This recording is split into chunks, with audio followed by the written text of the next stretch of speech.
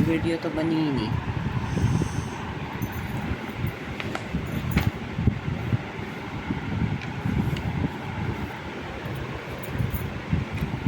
Fifth chapter sequence series हम बोलते हैं एपी सीरीज़। सीक्वेंस सीरीज़ को क्या बोलते हैं हम?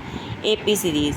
AP means arithmetic progression. For example A plus D, A plus 2d, A plus 3d।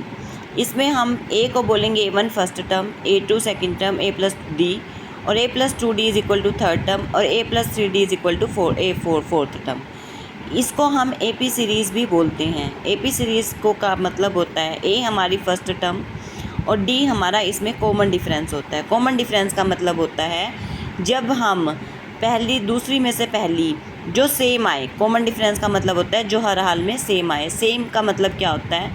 A2 minus A1। अब हमारी जो ऊपर ये टर्म थी ये हमारी A1, A2, A3, A4 मान लेंगे इसको। अब A2 माइनस A1 क्या होता है हमारा? D।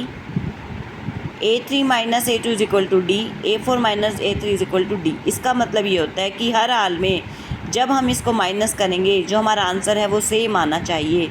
अगर वो हमारा आंसर सेम आ रहा है तो इसका मतलब ये हमारी एपी सीरीज़ हो जाती है। क्या हो जाती है? एपी सीरीज़ हो जाती है। अब A plus D minus A is equal to D, A plus 2d minus A plus D, A plus 2d minus A minus D. अब देखो ए और माइनस ए पॉजिटिव साइन में थे, कट गए। 2d में से अगर हम d 1d, d के साथ कुछ नहीं है तो इसका मतलब 1d है, तो इसका आंसर आके आ गया d।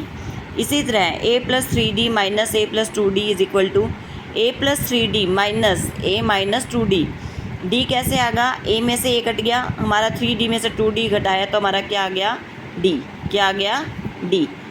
तो अब हमने इसको माइनस करके देखा, हर हाल में क्या आया? हमारा आंसर आ गया d। इसी तरह अब हमारी एक्सरसाइज स्टार्ट होती है 5.1। सिर्फ एग्जांपल के लिए हम फर्स्ट क्वेश्चन लेंगे। हमारे फर्स्ट क्वेश्चन में गिवन क्या है कि एक टैक्सी है जिसका किराया अगर हम फर्स्ट किलोमीटर चलते हैं तो वो टैक्सी फेयर हमसे 15 रुपये लेगा, और उसके बाद आगे जो हर एक किलोमीटर पे वो 8 रुपये लेगा। पहले किलोमीटर पे ज़्यादा है, उसके बाद आगे जितने किलोमीटर चलेगा 8 रुपये किराया लेगा, ज़्यादा इंक्रीज़ बढ़ जाएगा मतलब। तो इसका मतलब फर्स्ट किलोमीटर पे कितना हुआ? 15। इसका मतलब हमारी पहली टर्म होगी A1 प्लस 15। अब हम देखेंगे, देखना इससे हम एपी सीरीज़ बनाएंगे। क्या बनाएंगे? AP series. कैसे? A2 is equal to A plus D.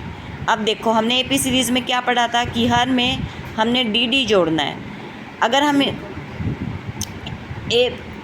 D जोड़ना है तो 15 plus 8 is equal to 23। A3 क्या होगा?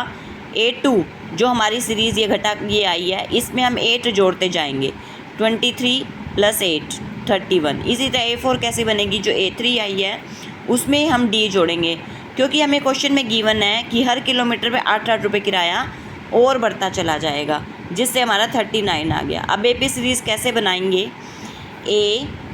A1, A2, A3, A4 और आगे हम जितनी मर्जी बना सकते हैं। 8 जोड़ते चले जाएंगे और हमारी एपी सीरीज़ बढ़ती चली जाएगी, टर्म्स बढ़ती चली जाएंगी। जैसे 15, 23, 31, 39 हम चाहें तो और भी बढ़ा सकते हैं, लेकिन हमें इसमें कोई लिमिट नहीं दी हुई। सिर्फ ये पूछा है क्या ये एपी सीरीज़ है।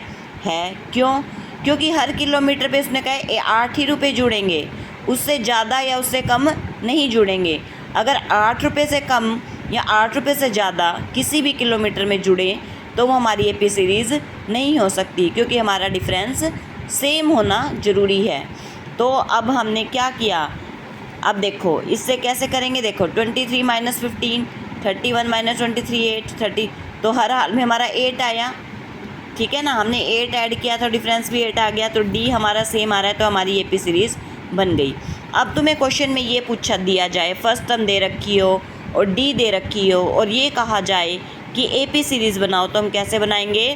फर्स्ट टर्म पता होने के बाद हर टर्म में डी जोड़ते चले जाओ, नई टर्म में, हर नई टर्म में, तो हमारी एपी सीरीज़ बनती चली जाएगी। इसको हम बोलते हैं एपी सीरीज़। फॉर एग्ज़ाम्पल हमें फर्स्ट टर्म दे हुई है 4, क्या दिया हुआ है? 4, और हमें डी दे रखा है 3। तो अब एपी सीरीज़ कहे कोई हमें कि इसकी एपी सीरीज़ बनाओ, तो कैसे बनाएंगे हम? ए हमें पता चल गई, A1 4 हो गया, तो A2 कैसे बनाएंगे हम? 4 + 3 = 7। और A3 कैसे बनाएंगे, जो नई टर्म आई है उसमें 3 जोड़ दिया 10। A4 कैसे बनाएंगे, जो नई टर्म आई है उसमें 3 जोड़ दिया 13। अब हमें AP सीरीज़ क्या बन गई, 4, 7, 10, 13। जितनी मर्जी चाहे लंबी AP सीरीज़ बना सकते हैं। अब यही हमारी वीडियो यहीं पे ख़त्म होती है। आगे के लिए कल सेव कैसे होगी, सेव